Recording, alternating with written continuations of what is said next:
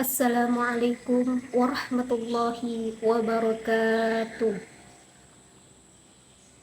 Alhamdulillahi rabbil alamin. Ashhadu an la ilaha illallahul malikul haqqul mubin.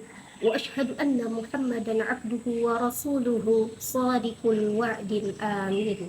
Allahumma salli wa sallim wa barik ala sayyidina Muhammad wa ala alihi wa ashabihi ajma'in. Amma ba'd. Segala puji bagi Allah yang telah memberikan kita limpahan kesehatan dan kesempatan sehingga kita masih bisa merasakan nafas kehidupan yang diberikan kepada kita semua. Salawat serta salam marilah kita curahkan kepada junjungan kita Nabiullah Muhammad sallallahu alaihi wasallam. Allahumma salli ala Muhammad wa ala ali Muhammad sebagai nabi rahmatan lil alamin. Hadirin sekalian yang dirahmati oleh Allah Subhanahu wa Ta'ala. Pada kesempatan ini, saya akan menyampaikan ceramah dengan judul Larangan Durhaka kepada Kedua Orang Tua. Hadirin yang dirahmati oleh Allah Subhanahu wa Ta'ala. Dalam kehidupan kita ini, dalam pergaulan kita sehari-hari terhadap kedua orang tua kita haruslah berhati-hati. Jangan sampai ada kata-kata yang menyakiti hati kedua orang tua kita. Jika kita mau memikirkan bahwa dari orang tua lah tumpahan harapan kasih sayang putra-putrinya, maka dosa besar jika kita durhaka kepada kedua orang tua kita. Bila ada anak yang durhaka kepada kedua orang tuanya, maka segeralah ia insaf dan memohon maaf serta menyesali segala perbuatannya.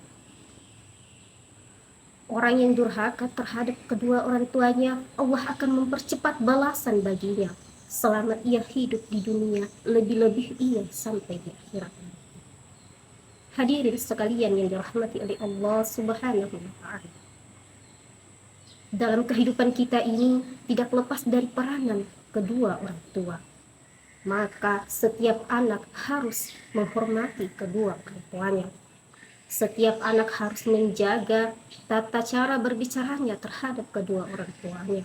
Setiap anak tidak boleh menyakiti hati kedua orang tuanya, baik itu dalam bentuk perkataan maupun perbuatan, baik itu secara langsung maupun tidak langsung. Bahkan di dalam Al-Quran Allah menyebutkan bahwa berkata saja kita sudah termasuk anak yang durhaka. Sebagaimana firman-Nya dalam Quran surah Al-Isra surah ke-17 ayat 23.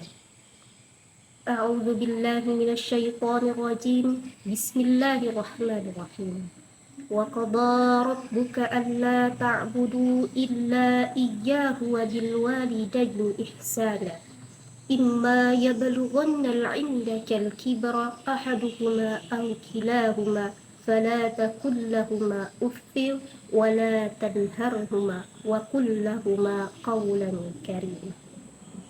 Dan Tuhanmu telah memerintahkan agar kamu jangan menyembah selain Dia dan hendaklah berbuat baik kepada kedua orang tua.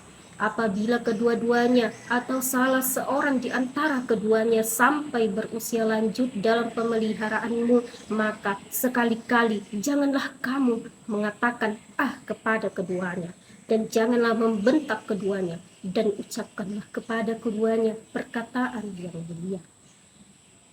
Hadirin yang dirahmati oleh Allah Subhanahu wa Ta'ala. Surah ini sangat jelas mengatakan bahwa perkataan saja kita sangat dilarang mengatakannya terhadap kedua orang tua kita. Lantas bagaimana dengan orang-orang yang sampai hati menyakiti orang tuanya dengan perbuatannya, dengan tindakannya, bahkan sampai hati mengalirkan darah kedua orang tuanya?